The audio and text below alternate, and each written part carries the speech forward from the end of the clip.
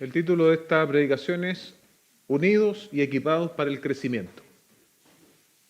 El texto, Efesios capítulo 4, y vamos a leer entre los versículos 7 al 16, en el nombre del Señor. Pero a cada uno de nosotros se nos ha concedido la gracia conforme a la medida del don de Cristo. Por tanto dice, cuando ascendió a lo alto, llevó cautiva un gran número de cautivos y dio dones a los hombres.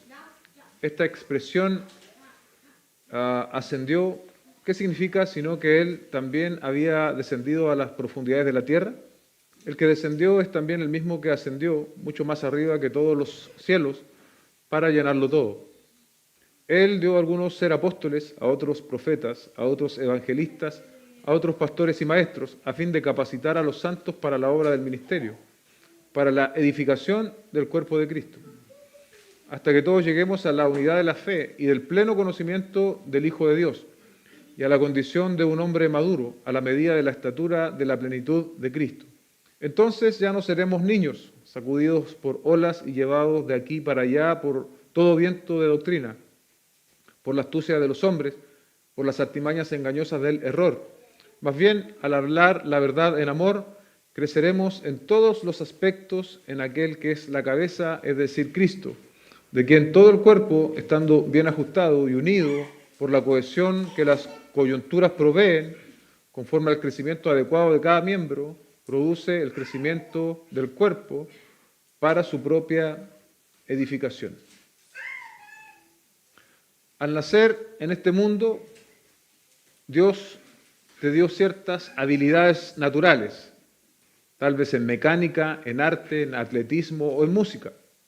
En este aspecto todos los hombres no son creados iguales, porque algunos son más hábiles o más fuertes o tienen más talento que otros. Pero en el ámbito espiritual, cada creyente tiene por lo menos un don espiritual, sin importar las habilidades naturales que pueda poseer o no. Un don espiritual es una habilidad dada por Dios para servir a Dios y a los creyentes de tal forma que Cristo sea glorificado y los creyentes sean edificados. ¿Cómo descubre y perfecciona el creyente sus dones? Teniendo comunión con los otros creyentes en la iglesia local. Los dones no son juguetes, son herramientas para edificar. Y si no se usan en amor, llegan a ser armas para pelear. Esto era lo que sucedía en la iglesia de Corinto, Corintios 12, 14 capítulos. Los creyentes no deben vivir aislados porque, después de todo, son miembros del mismo cuerpo, comenta Warren Wiersbe. Este es el tema, hermanos, que nos convoca en esta mañana y le pedimos al Señor que nos ayude a poder explorar este pasaje y a poder recibir la enseñanza que hay en él. Pero antes vamos a orar. Amén. Padre Celestial, te damos gracias esta mañana por la oportunidad que tú nos concedes de acercarnos a tu palabra, de abrirla, Señor, poder leerla. Te pedimos en humildad que tú nos hables, Señor, que nuestros sentidos estén preparados para este alimento espiritual, Señor. Que toda distracción que en nosotros esté en este momento, o cualquier idea, Señor, que impida que tu palabra golpee fuerte en nuestro corazón, sea sacada del medio, Señor. Que nuestra atención, nuestra disposición sea en este momento a oírla, a recibirla, Señor, como lo que es, tu santa palabra. Te lo pedimos en el nombre de Jesús. Amén y amén. Deme un segundo, se me olvidó hacer algo, que es enviarle a los hermanos los textos. Voy a enviarle los textos, hermanos, ¿ya? Mira acá, para que sea todo un poquito más fluido.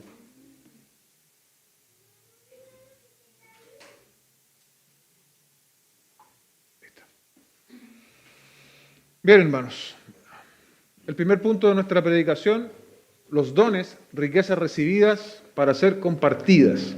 Riquezas recibidas para ser compartidas entre los versos 7 al 12. No sé si recuerdan las predicaciones anteriores, cuando comenzamos en el capítulo 4, decíamos que el énfasis ahí es lo práctico, y el énfasis con el cual el apóstol comienza en el capítulo 4 es precisamente el énfasis de la unidad, Seguimos avanzando ahora y Pablo hace un quiebre al introducir en el verso 7 la palabra pero. Dice, pero a cada uno de nosotros se nos ha concedido la gracia conforme a la medida del don de Cristo.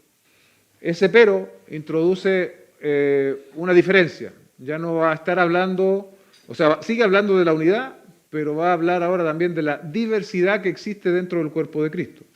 La iglesia tiene unidad espiritual, que somos todos llamados a preservar. Eso es lo que hemos visto en las semanas pasadas. Pero esa unidad no es uniformidad. Es decir, en esta unidad no todos somos iguales. ¿Sí? No todos somos iguales. Dios ha provisto, ha diseñado que haya diferencias entre nosotros. A cada uno de nosotros, dice el apóstol Pablo, incluyéndose, pero a cada uno de nosotros se nos ha concedido la gracia conforme a la medida del don de Cristo. Es decir, el apóstol se incluye e incluye a todos sus destinatarios, a los que están recibiendo esta carta. Hoy día podríamos decir a todos los que son creyentes, hijos del Señor, se nos ha dado esto que el apóstol define como gracia conforme a la medida del don de Cristo. ¿De qué está hablando el apóstol Pablo? Está hablando de la salvación, o más bien de la salvación que tiene que ver con la gracia, o al revés, de la gracia que tiene que ver con la salvación. No está hablando de esa gracia de la cual hablamos en el capítulo 2, versos 8 y 9. Está hablando de los dones espirituales.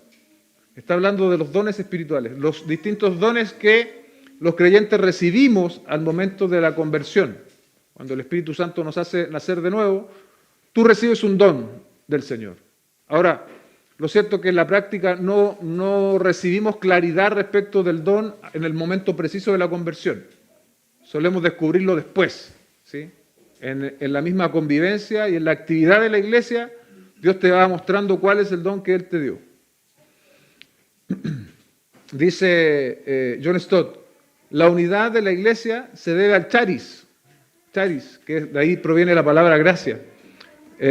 La gracia de Dios nos ha reconciliado con Él, pero la diversidad de la iglesia tiene que ver con charismata, que es una palabra similar. Los dones de Dios distribuidos entre los miembros de la iglesia. La NBI traduce así este texto, este versículo 7, dice, pero a cada uno de nosotros se nos ha dado gracia en la medida en que Cristo ha repartido los dones. ¿Se da cuenta que es un poco más clara la NBI? Define o nos dice que se está hablando de los dones. Es decir, estamos unidos por el Espíritu, estamos unidos en el Dios Trino, como veíamos la semana pasada, y ahora en este pero el apóstol Pablo introduce, se nos ha dado dones, regalos de Cristo con el propósito particular en el diseño de Dios. ¿Sí? Pero antes de seguir desarrollando esta idea, Pablo hace una especie de paréntesis entre los versos 8 al 10. Parece que va a introducir el génesis de los dones en estos textos que él va a hacer.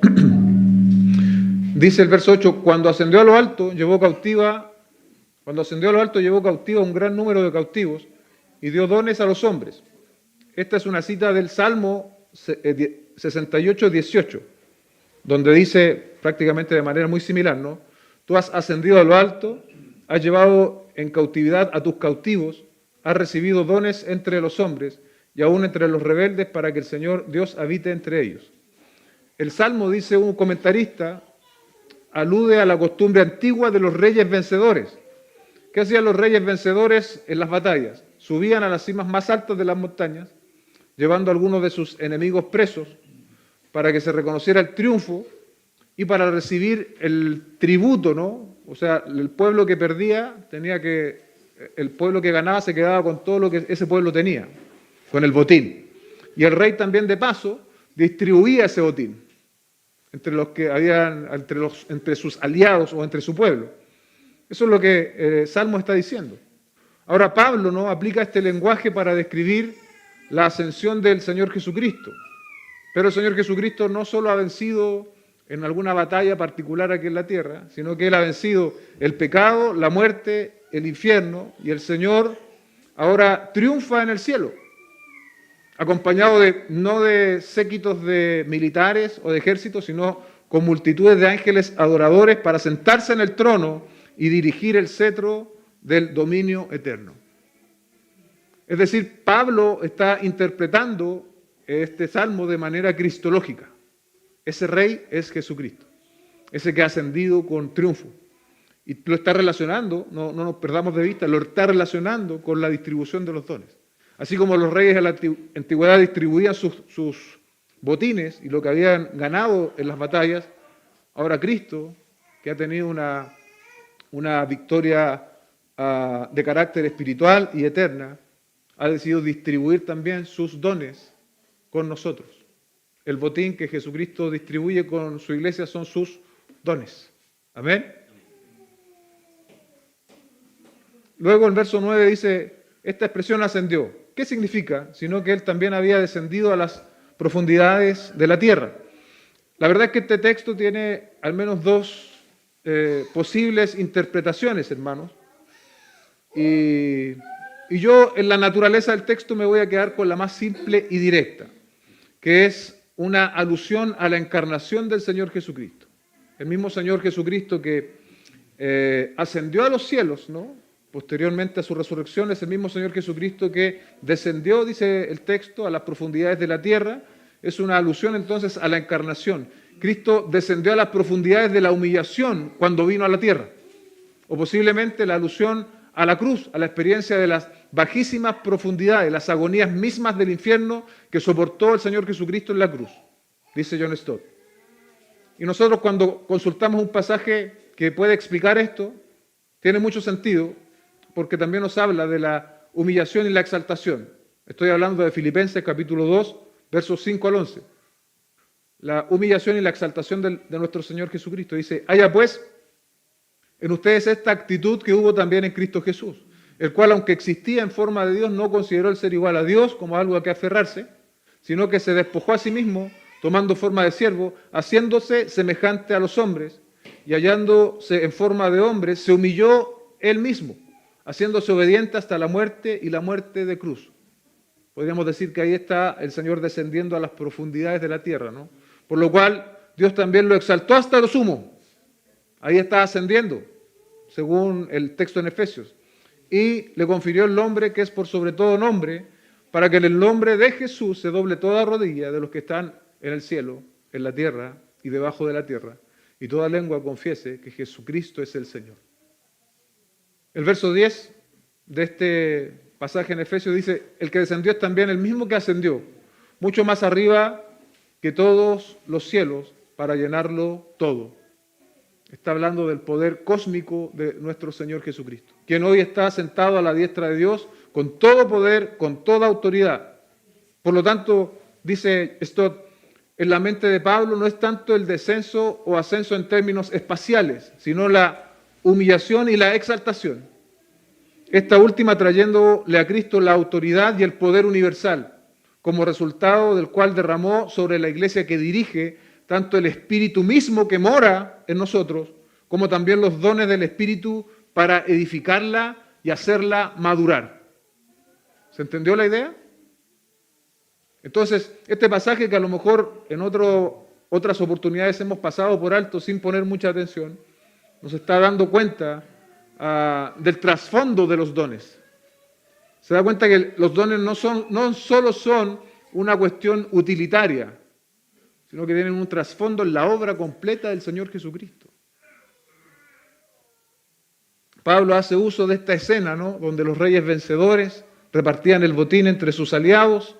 Esa es una victoria terrenal, limitada, pero el Señor Jesucristo, en contraste, su victoria fue absoluta y por toda la eternidad Él es el mismo que ascendió mucho más arriba que todos los cielos, y el botín que va a repartir el Señor Jesucristo y que ha repartido con nosotros son sus dones.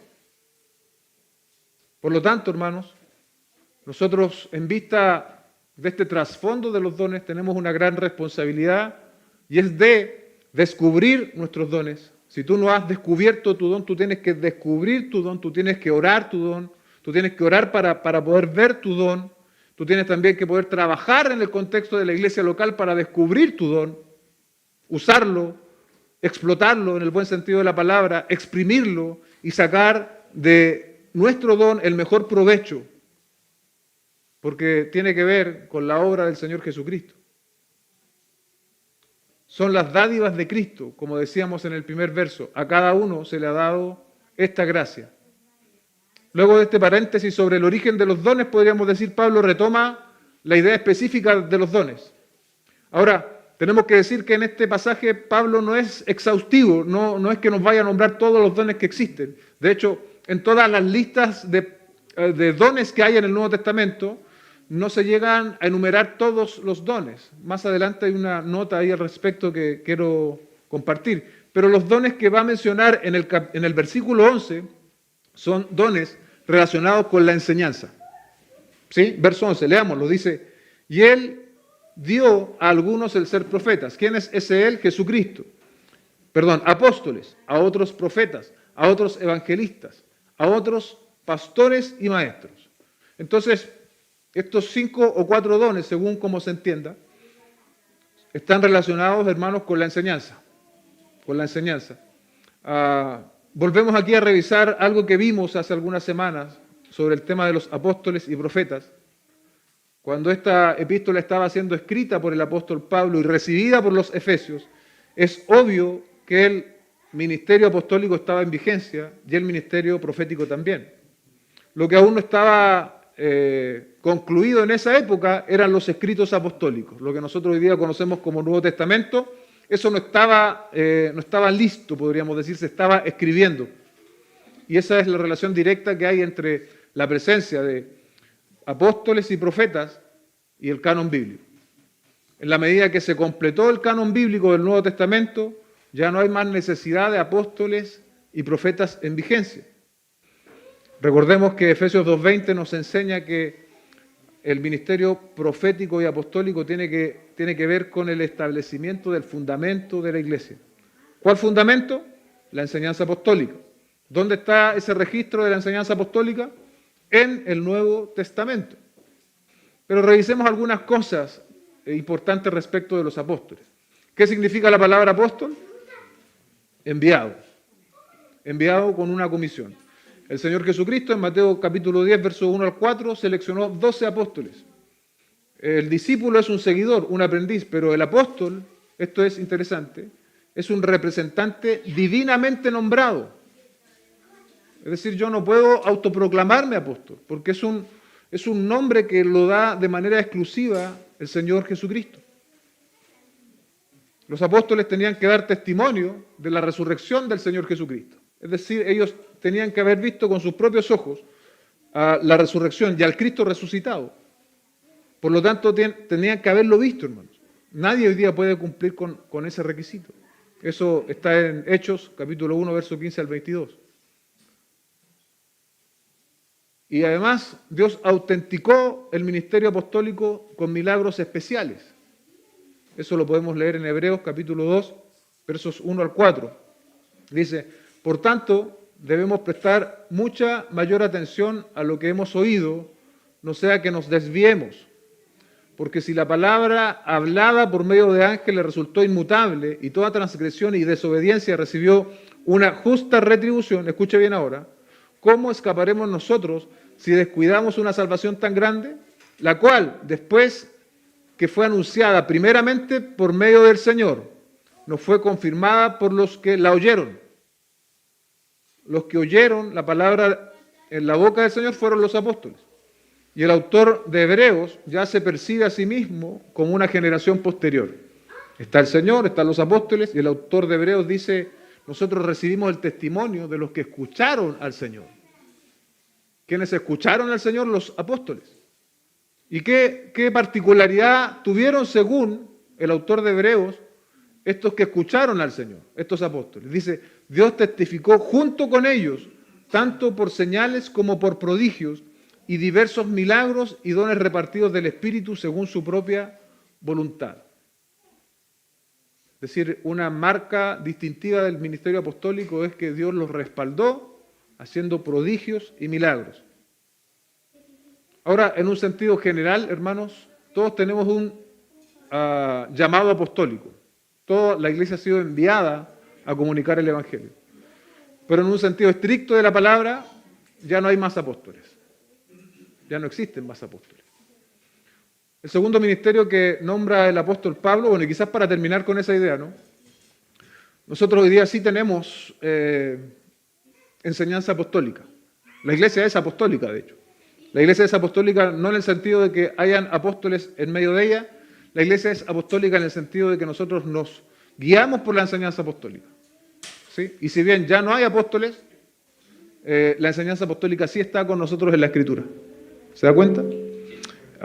Lo segundo, profetas. Los profetas, la asociación que nosotros tenemos con los profetas, ¿cuál es? Cuando usted escucha, o a lo mejor escuchaba, ya quizás nos hemos sanado un poco de eso, espero. Viene tal profeta. ¿Qué piensa usted? Generalmente está asociado a predicción. El profeta me va a decir algo que a mí me va a pasar en el futuro. Sin embargo, tanto en el Antiguo como en el Nuevo Testamento, si bien hay cierta asociación a la predicción de eventos en el futuro por parte de los profetas, lo que los profetas mayoritariamente vinieron a hacer fue a proclamar la palabra de Dios. Y en este sentido, los profetas del Nuevo Testamento es uno que proclama la palabra de Dios. Recordemos otra vez, los creyentes del Nuevo Testamento no tenían Biblias y el Nuevo Testamento no estaba completo.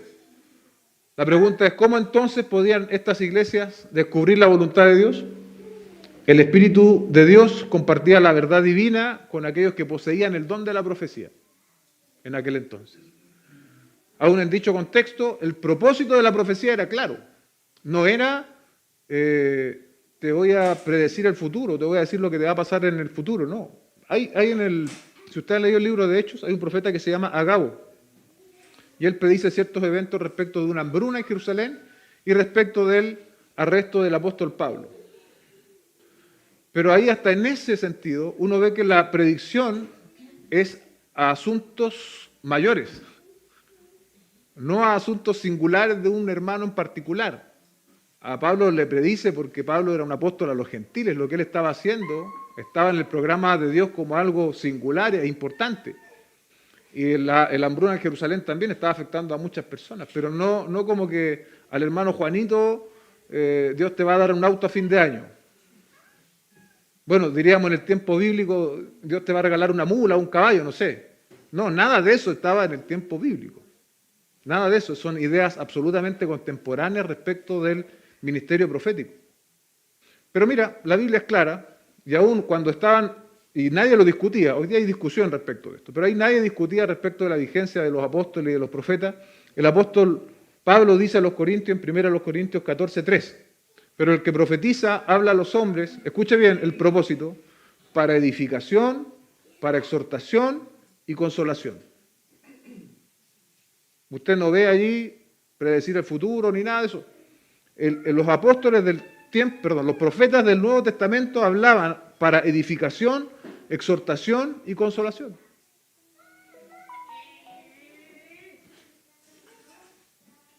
Hace poco, esta semana anduvo corriendo en internet un reel con un hombre, profeta, que tomó a una persona, la hizo pasar adelante y, como me decía Joseli, lo asaltó sin arma al hombre. El supuesto profeta le dice, tú tienes un terreno, ¿cuánto vale ese terreno? ¿Tú qué prefieres, el precio de ese terreno o la bendición de Dios? Y el hombre ahí le dice, la bendición de Dios. Dice, y no sé si le toca el pecho, le dice, tu corazón está latiendo muy fuerte. Sí, claro, si me estaba asaltando, ¿cómo no va a estar latiendo fuerte?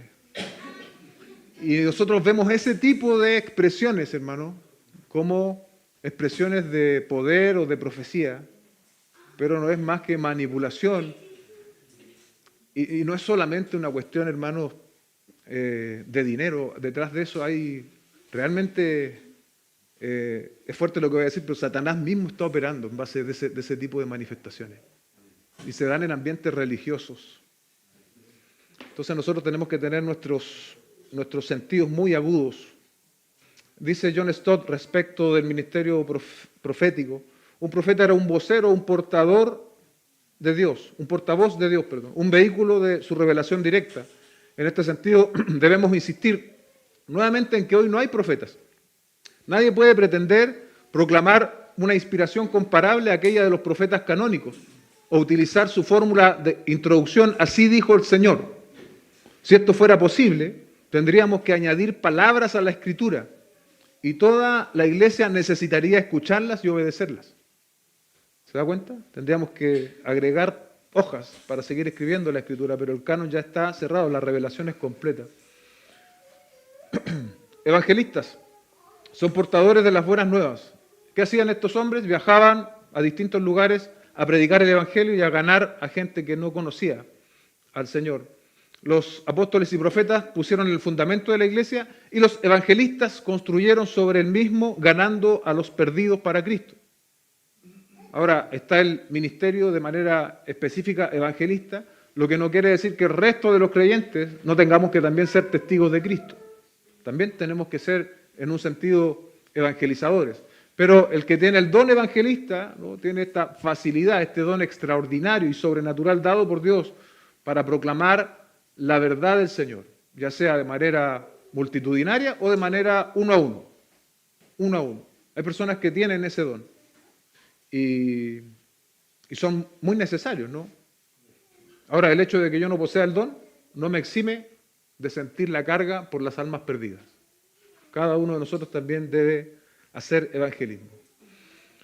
Algo interesante también que dice John Stott en este sentido, para abrir un poco nuestra mente, ¿no?, debe relacionarse de alguna manera con un ministerio evangelístico, ya sea evangelización masiva, evangelización personal, literatura para evangelización. Si alguien tiene la inquietud de escribir, también es posible. Y Stott va más allá, dice evangelización fílmica, radio y televisiva, musical o en la utilización de cualquier otro medio de comunicación. Aquí quiero hacer un punto porque cuando nosotros somos demasiado dogmáticos, dicen, no, si tú tienes que proclamar la verdad, y sí, tenemos que proclamar la verdad. Sin embargo, podemos hacer un buen uso de todas estas herramientas al imprimir en ellas el Evangelio. Al imprimir en ellas el Evangelio. Hay gran necesidad de evangelistas que tengan dones, que sean pioneros en nuevas formas de ejercitar y desarrollar su don, utilizando todo lo que tenemos a disposición, a fin de penetrar en los vastos segmentos de la sociedad aún no alcanzados para Cristo, sentencia John Stott. Ahí hay un nicho, ¿no?, un lugar donde la evangelización también debe hacerse patente. El problema es que muchas veces, por ejemplo, yo voy a hacer música evangelística, yo voy a hacer hip hop. El problema que yo he visto en los años que llevo caminando es que muchas veces el hacer esa música se torna en el objetivo en sí mismo. Y se pierde el objetivo que es primordial, que es predicar el Evangelio. ¿Sí? Y así con cualquier otra arte que se ponga al servicio de poder evangelizar. Y ahí yo creo que los hombres fallamos y empezamos a hacer del medio, el medio para evangelizar, la música, el arte, un fin en sí mismo. Y ahí nos extraviamos. Pero no quiere decir que no podamos utilizar esas cosas, hermanos. Pastores y maestros. Pastores y maestros. Algunos entienden esto como un solo ministerio. Pastores y maestros se refiere a los pastores porque necesariamente los pastores tienen que saber enseñar. Y otros dicen, sí, está bien, los pastores tienen que saber enseñar, dice Pablo a Timoteo, que sea apto para enseñar. Y otros distinguen que pueden haber maestros que no necesariamente son pastores. Y si uno mira la realidad de las cosas, es verdad. Hay gente que es maestra de la palabra, pero no necesariamente es pastor. Así que pudiese entenderse de una u otra forma, no está mal. El pastor es el que conduce el rebaño, indicando rebaño como iglesia local. La responsabilidad del pastor es guiar, alimentar a través de la palabra del Señor al pueblo o a la iglesia. Este es el alimento, la palabra que nutre a las ovejas. La palabra es la vara que guía y disciplina a las ovejas. La palabra de Dios es la protección y provisión de Dios para la iglesia local y no hay ningún entretenimiento, ni buen compañerismo, ni otro sustituto religioso que pueda reemplazarlo. Es decir, la labor del pastor en la iglesia local no se puede sustituir, hermanos, dice Warren Wiersbe. Desde un punto de vista más amplio, respecto de los dones, John Stott menciona las 5 listas que se dan en el Nuevo Testamento, entre todas por lo menos se enumeran 20 dones. Es decir, si nosotros tomamos la lista de Efesios, la de Corintios y la de Romanos, son 3 listas, otros dicen 5, 20 dones, algunos de los cuales son bastante poco sensacionalistas, dice John Stott. Por ejemplo, el don de hacer misericordia que se cita en Romanos. ¿Cuántos quieren el don de misericordia? Pero es necesario el don de la misericordia en la iglesia. Más aún, cada lista es diferente de la otra. Estas listas que están ahí en el Nuevo Testamento son diferentes y no podemos ver un orden de prioridad necesariamente en él. Aparentemente está desordenado, dice esto. Esto sugiere no solo que ninguna de las listas está completa, sino que ni siquiera las 5 juntas representan todos los dones que la iglesia pudiese tener. Alguien podría tener la tentación de enumerar estos 20 dones. Aquí están los dones. En algunos yo tengo que calzar. No necesariamente. Porque como fue revelado esto, da a entender de que la lista absoluta no es exhaustiva, no están todos los dones. Entonces alguien podría decir, pero bueno, entonces, ¿cómo yo identifico un don si no está ahí en la lista de manera específica? Yo respondo, primero que el don es una capacidad extraordinaria y sobrenatural que Dios te da. No es algo natural, no es algo innato con lo cual tú naciste. Y segundo, es para edificar a la iglesia. Si yo tengo la capacidad extraordinaria y que la puedo un poco descubrir desde el momento de mi conversión en adelante y entiendo que eso edifica a otros, probablemente estoy en presencia de un don. Así no esté enumerado en la lista que nosotros encontramos en el Nuevo Testamento. Al repasar lo que hemos visto hasta aquí, observamos los 5 dones. De manera particular son dones, hermanos, de enseñanza. Apóstol, profeta, evangelista, pastores y maestros están relacionados con la enseñanza. Dice Stott, nada es más necesario para la edificación de la iglesia de Dios en todas las épocas que una amplia provisión de maestros con dones divinos. El ministerio de la enseñanza vigente persigue un propósito. ¿Cuál es? Eso se responde en el verso 12. Dice, a fin de capacitar a los santos para la obra del ministerio, para la edificación del cuerpo de Cristo. La NBI traduce esto también así, a fin de capacitar al pueblo de Dios para la obra de servicio, para edificar el pueblo de Cristo. El propósito de estos ministerios de enseñanza es capacitar a los santos. ¿Cuántos santos hay aquí esta mañana? Amén, bien. Bien.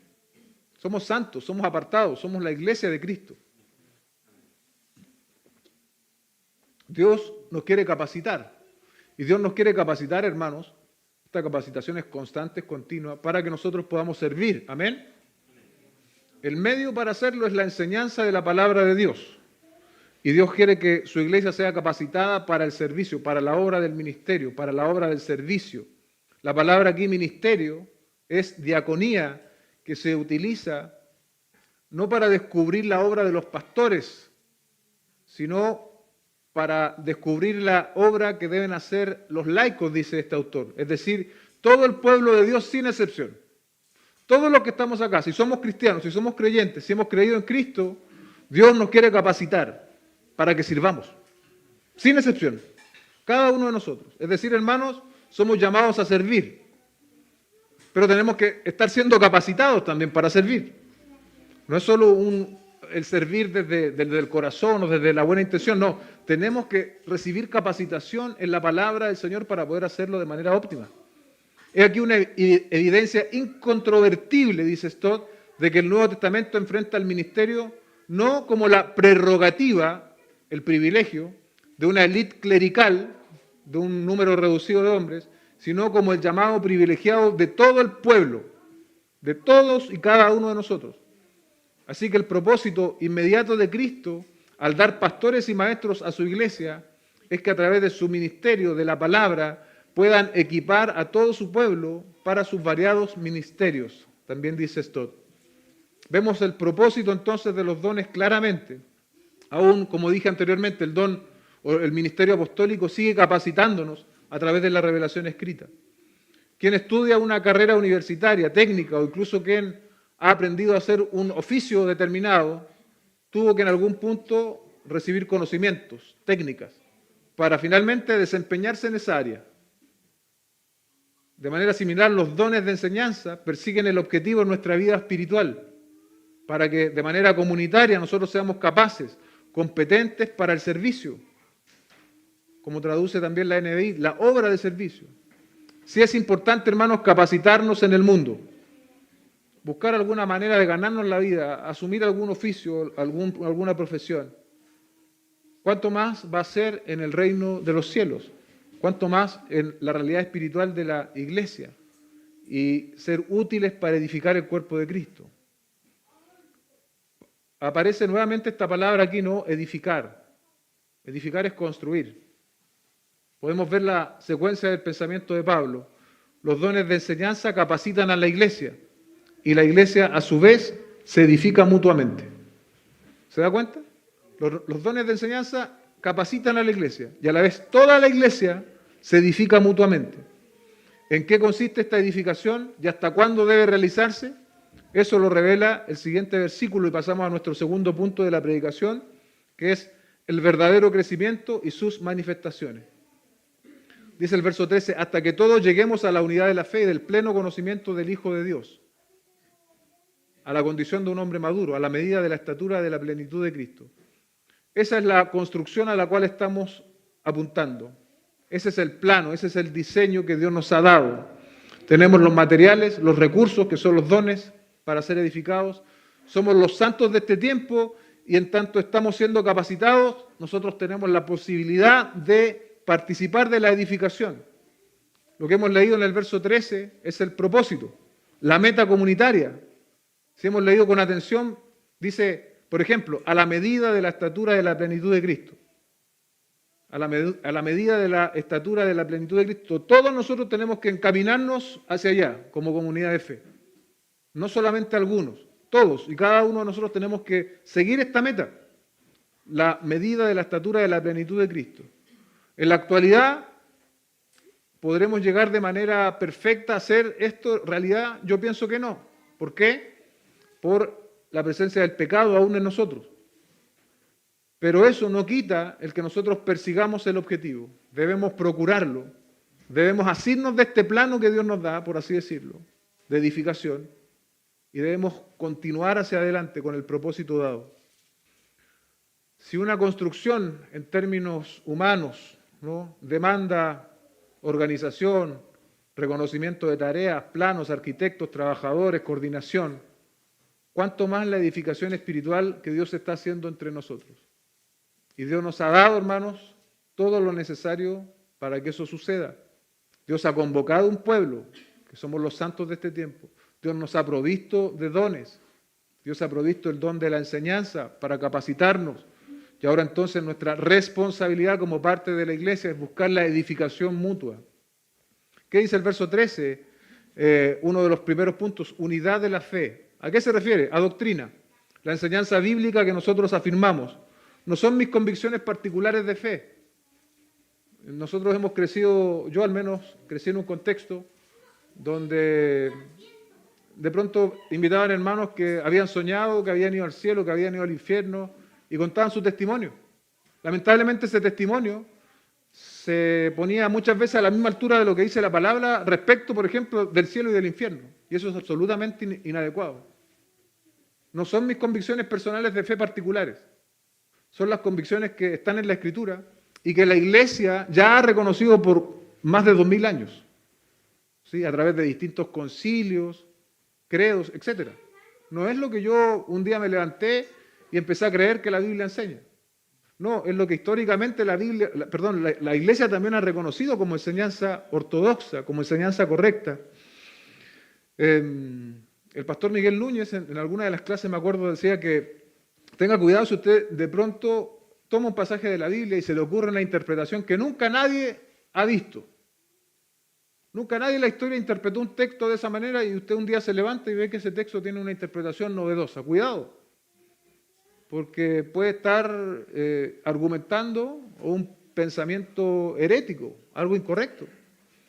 Dice que también tenemos que llegar al pleno conocimiento del Hijo de Dios. Estos no son simplemente datos respecto de quién es Cristo, datos que nosotros ponemos acá en nuestra cabeza, o saber explicar la salvación. Es un conocimiento profundo respecto de Cristo, que se alcanza por la palabra de Dios, la oración y la obediencia.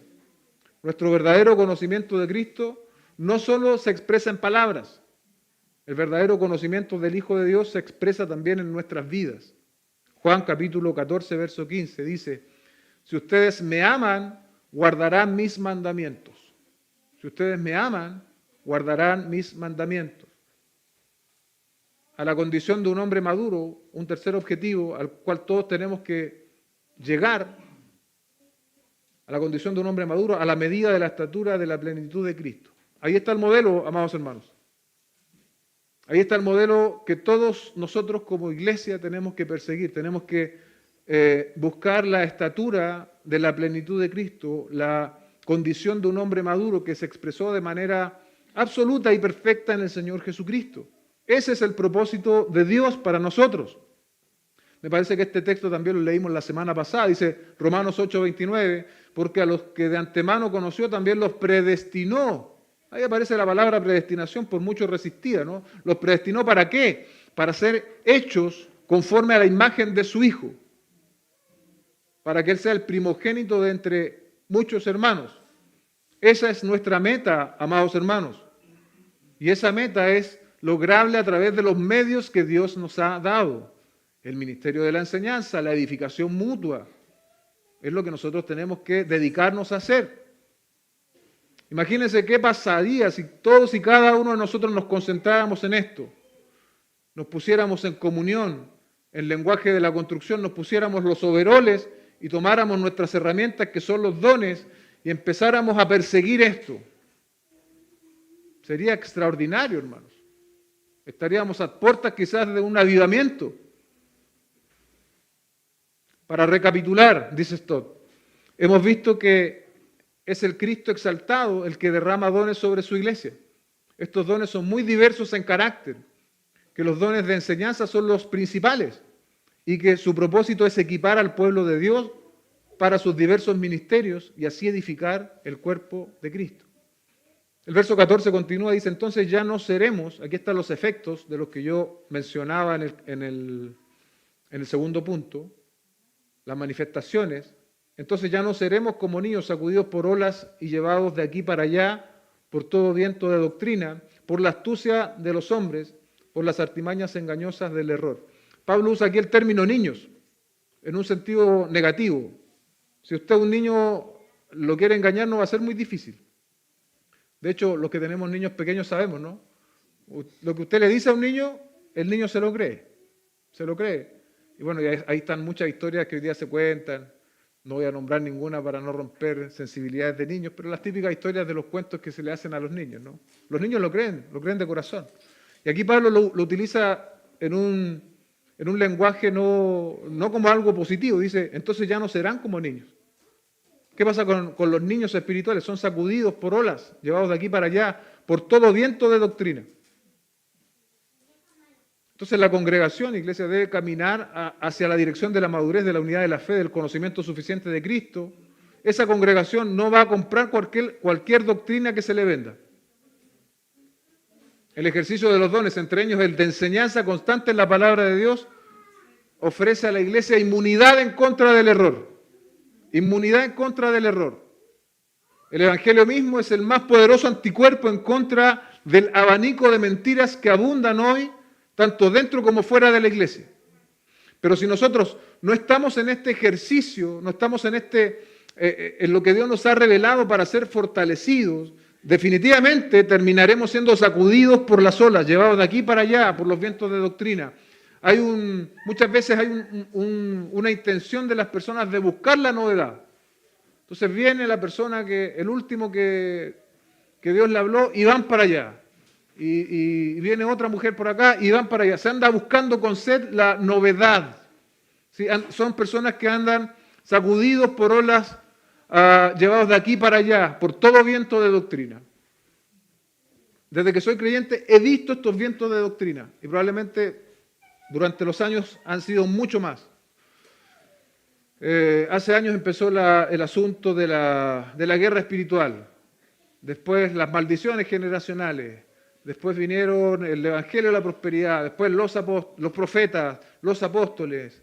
Hoy día no sé qué estará de moda, pero son vientos de doctrina, hermano. Y si nosotros no estamos bien anclados en la palabra del Señor, en el ministerio de la palabra, edificándonos mutuamente y siguiendo los objetivos que Dios nos ha dado, no es que estemos inmunes. La inmunidad viene del Señor y de lo que Él nos ha revelado en su palabra, de conocer su palabra, de conocer su evangelio, para poder resistir todo este viento de doctrina. El viento de doctrina utiliza hombres, como me dice, por la astucia de los hombres que usan artimañas engañosas del error. Yo creo que ninguno de los que estamos acá queremos ser llevados por estos vientos de doctrina, ¿cierto? Si usted no quiere ser llevado por ningún viento de doctrina, usted tiene que tomar su lugar dentro de lo que estamos hablando esta mañana. A lo mejor el lugar de alguno de nosotros es recibir la enseñanza con mayor solicitud, recibir la enseñanza, fortalecerse. Quizás otros ya han recibido la enseñanza, entonces es tiempo de que empiecen a edificar la iglesia. Y vuelvo a insistir, acá en una aplicación local, ¿no? Conéctese al Zoom. Conéctese al Zoom. No hay teleserie, película, partido de fútbol que pueda ser más importante que fortalecer tu hombre interior. No hay. No hay actividad, no hay recreación, no hay descanso que pueda ser más importante que fortalecerte a ti mismo. Porque la mentira es grande, hermanos. Las olas, los vientos de doctrina tienen su origen en Satanás mismo y sus representantes son hombres astutos, manipuladores, lo contrario de los que sirven al Señor, como veíamos hace 2 semanas. El que sirve al Señor debe ser humilde, manso, paciente, amoroso, dispuesto a servir con su don. En contraste, estos usan las artimañas engañosas del error. Ese no es un error fácilmente identificable, son artimañas engañosas del error. Hasta los más dotados podrían comprarlas, hermanos. Por eso es importante mantenerse en la comunión de la iglesia. ¿Y qué espera entonces? Tenemos que alejarnos de estas artimañas engañosas del error, y el verso 15 nos dice qué se espera de nosotros. Más bien, al hablar la verdad en amor, creceremos en todos los aspectos en aquel que es la cabeza, es decir, Cristo. Hablar la verdad en amor, a muchos les gusta hablar la verdad, pero lo hacen con dureza, lo hacen con espíritu de superioridad. No, hermanos, tenemos que hablar la verdad con amor, en un equilibrio perfecto. Siempre que nosotros hablamos la verdad del Evangelio o la verdad de alguna implicación, tenemos que hacerlo con amor. No es lo mismo decirle a alguien a viva voz, oye hermano, déjate de pecar. Y así en público. ¿Se imagina? Con superioridad, no, hermano. El equilibrio perfecto para hablar es hacerlo con amor. Entonces usted a esa misma persona se acerca después del servicio y le dice, hermano, quiero conversar contigo. Estaba orando por ti y estoy preocupado. Y ahí se va a dar la posibilidad de hablar la verdad con amor. No es solamente la verdad, es hablarla con amor. Yo pensaba en una ilustración, no sé si es la mejor, pero si usted está con un dolor, digamos, de espalda, esos dolores que a veces nos acompañan a los que ya hemos sobrepasado los 40, usted puede tomarse un ibuprofeno y usted puede tomarse un lansoprazol o un omeprazol, ¿cierto? Antes, para que no le haga mal. Yo creo que el ibuprofeno es la verdad y el omeprazol es el amor. Esa combinación como que le va a hacer un efecto que no le va a hacer mal, le va a aliviar el dolor. Pero a veces, hermanos, nosotros vamos con... los ibuprofenos son de 100 miligramos. A veces nosotros vamos con ibuprofenos de 1000 miligramos a la gente. Entonces vamos con una verdad así tan poderosa que lo dejas derrotado, lo matas con esa verdad. Y en el contexto de la iglesia local nosotros debemos hablar la verdad con amor. Con amor. Que el Señor nos ayude. El resultado natural de hablar la verdad con amor es que la iglesia crece. Y esto es extraordinario, hermano. Dice, creceremos, no en algún área. Dice, creceremos en todos los aspectos, en aquel que es la cabeza, es decir, Cristo, en todos los aspectos. ¿Usted quiere que su iglesia crezca en todos los aspectos? Yo deseo eso, y no lo deseo porque es un sueño mío. Lo deseo porque la palabra dice que nosotros podemos aspirar a esto. A crecer en todos los aspectos en aquel que es la cabeza, es decir, Cristo. El crecimiento aquí no es numérico, no sé si usted lo notó. Nos está diciendo que van a venir y vamos a hacer una iglesia multitudinaria. El crecimiento aquí es un crecimiento en carácter. El crecimiento es en madurez, en semejanza a Cristo. Pueden haber iglesias de cientos de miles de personas, pero con nulo o escaso crecimiento en madurez a la imagen de Cristo. Y pueden haber iglesias pequeñas como la nuestra, que sí están con este objetivo de crecer a la estatura del varón perfecto. Quiere el Señor que nosotros entremos en esa realidad, estemos en esa realidad.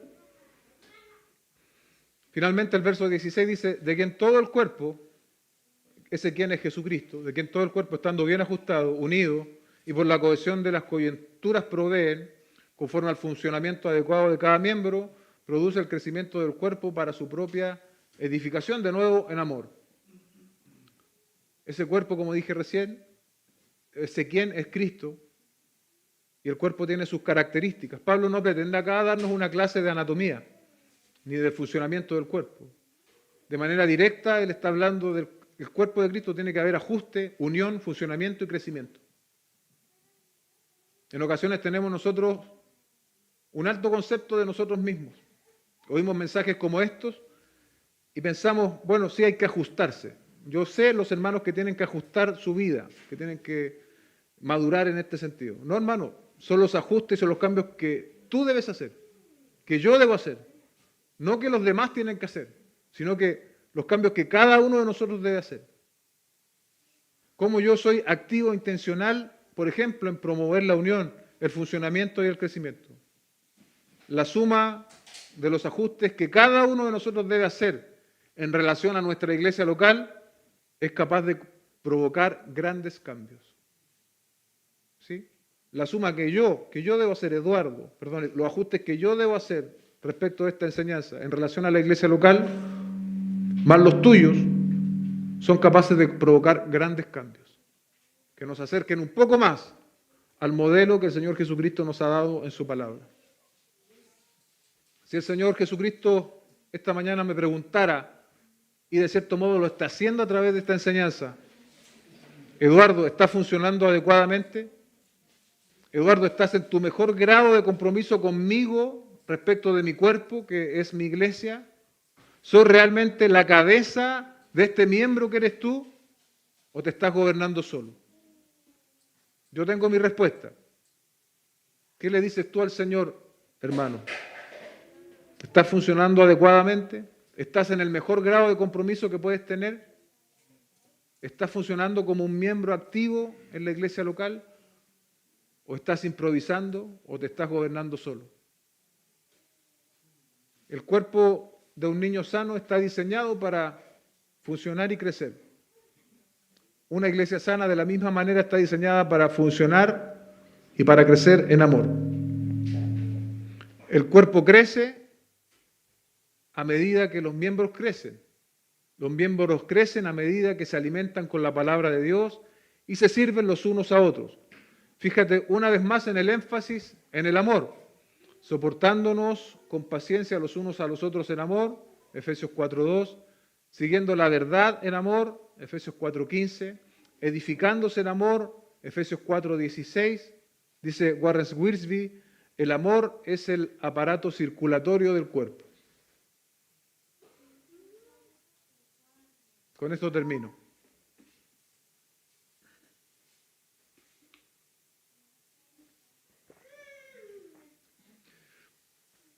Se ha descubierto que bebés aislados y descuidados no crecen adecuadamente y son especialmente susceptibles en enfermedades, mientras que bebés que son amados y cuidados crecen normalmente y son más fuertes. Lo mismo sucede con los hijos de Dios. Un creyente aislado no puede ministrar a los otros, ni pueden los otros ministrarle a él, y en cualquier sentido es imposible ministrar los dones. Así que la unidad espiritual no es algo que fabricamos, es algo que ya tenemos en Cristo y que debemos proteger y mantener. La verdad une, la mentira divide. El amor une, el egoísmo divide. Por lo tanto, siguiendo la verdad en amor, equipándonos los unos a los otros y edificándonos los unos a los otros para crecer a la imagen del Hijo de Dios. Ese es el propósito, amados hermanos, que nosotros debemos perseguir, y cada uno de nosotros tiene acá una responsabilidad al respecto. El Señor alumbre, como dijo el apóstol Pablo, nuestro entendimiento e incline nuestra voluntad hacia la obediencia en lo que hemos compartido esta mañana. Cierre sus ojos, vamos a orar. Padre, te doy gracias por la nueva oportunidad que tú nos brindas de compartir tu palabra. Te pido, Señor, que nos ayudes. Este pasaje nos habla en gran medida del diseño tuyo para la iglesia. Nos muestra también el trasfondo, Señor, de aquello. Te pedimos que tú renueves nuestro entendimiento al respecto, Señor, y que podamos ser útiles para tu reino, que podamos ser personas que reciban la capacitación constante, que no va a terminar, de este lado de la gloria no va a terminar. Necesitamos constantemente estar siendo capacitados, recibiendo alimento espiritual para las distintas áreas de nuestra vida. Y es precisamente ese alimento espiritual el que va a ir despertando y ayudándonos también a poder ministrar a otros, Señor. Ayúdanos a poder seguir en esta dinámica, Señor. Yo creo, no creo, Dios, que no estemos en la dinámica, pero creo que aún hay mucho por avanzar. Te pido que nos ayudes como iglesia local a entrar con mayor intención en esta dinámica de la edificación mutua, Señor. A no apartarnos, a no vivir como llaneros solitarios, sino a ver la importancia que tú le das a los dones, Señor, a la enseñanza, a la administración mutua y también al objetivo que estamos persiguiendo, que es ser como Cristo. En el nombre de Jesús oramos. Amén y amén.